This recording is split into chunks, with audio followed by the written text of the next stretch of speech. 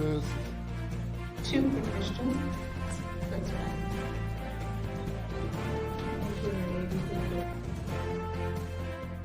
2.37 trillion rand in government spending, of course an alleviation of our debt concerns, tapping into our reserves. These just paint a few of the overriding objectives and outcomes that we have from the 2024 budget speech delivered by National Treasury.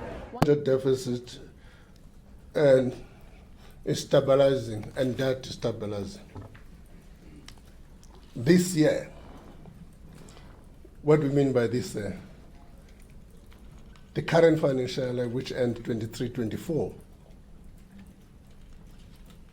where since 2008-2009 financial year, we're achieving a primary surplus, which means revenue will exceed non-interest expenditure. Positive development, although we have revised a consolidated deficit from 4% to 4.9% of GDP. We'll come back to those issues. But over the years, by 26-27, that will narrowing to 3.3%. We accept that growing debt service cost, which has been a major problem for us in the tracking, it chokes the economy and public finances. We make the point that the debt service costs now are bigger than a number of other budget items such as health, education, police. In that environment, therefore, we've got to arrest the debt service cost.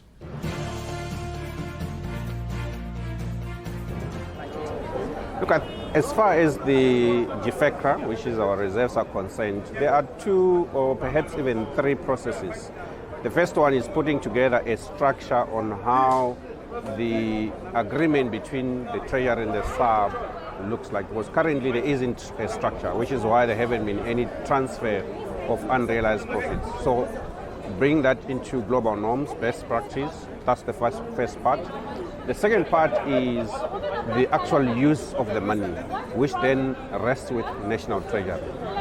As we read today, there is a view that says they're going to use it to reduce debt service costs or to redeem debt. That, in principle, is a good idea.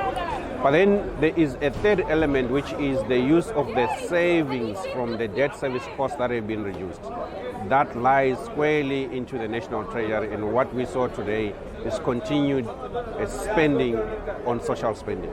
Actually, if you look at the provisional and allocated spending, you can actually pick up that there is a 2-year extension of the COVID relief grant. It's actually quite visible. So essentially all the savings you got from the lower debt service cost that you would have gotten from the use of GFECRA, they're already gone. And meanwhile, you haven't solved the underlying issues of infrastructure decay that needs to lift economic growth. Now, if you're going to change the settlement methodology associated with an account that houses valuation gains and losses, you have to deal with two things, which is why only a portion of it is being used.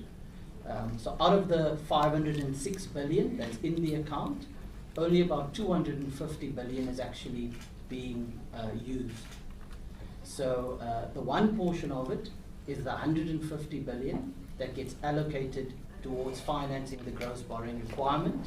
The other amount is the 100 billion that gets added to the contingency reserve of the Reserve Bank.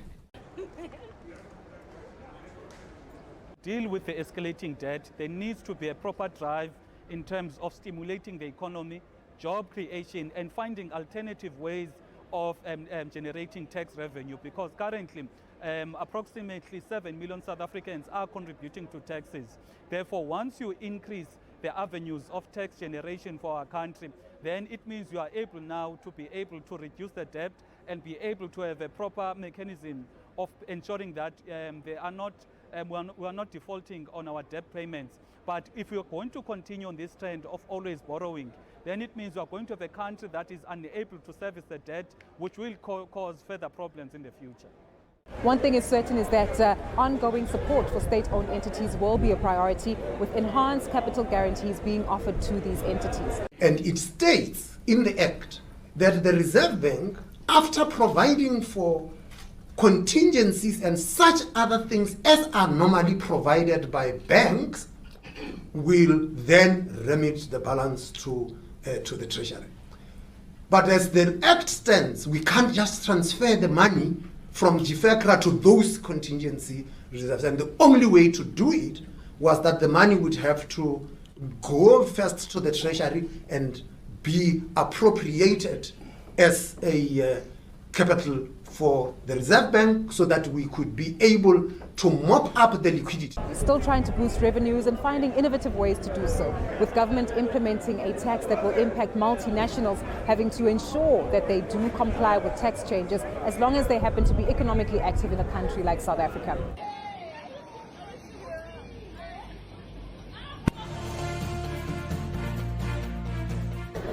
But as from the new tax year, reporting requirements for multinational companies will change so that revenue administrators around the world, part of this OECD inclusive framework, can administer the intent of the new legislation.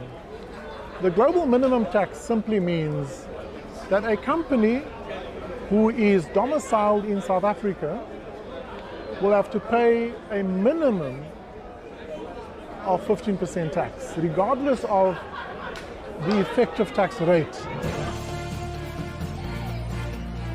Also, there's a big problem that there is the informal economy, which is a part of the economy that has got more than 500 billion that is circulating in that sector, and majority of that sector is in the hands of foreign nationals. And these foreign nationals, they drain the economy because they take their profits and they take the money back home. And also the biggest issue there is the fact that they are not paying taxes, even though they are benefiting from using the country's infrastructure.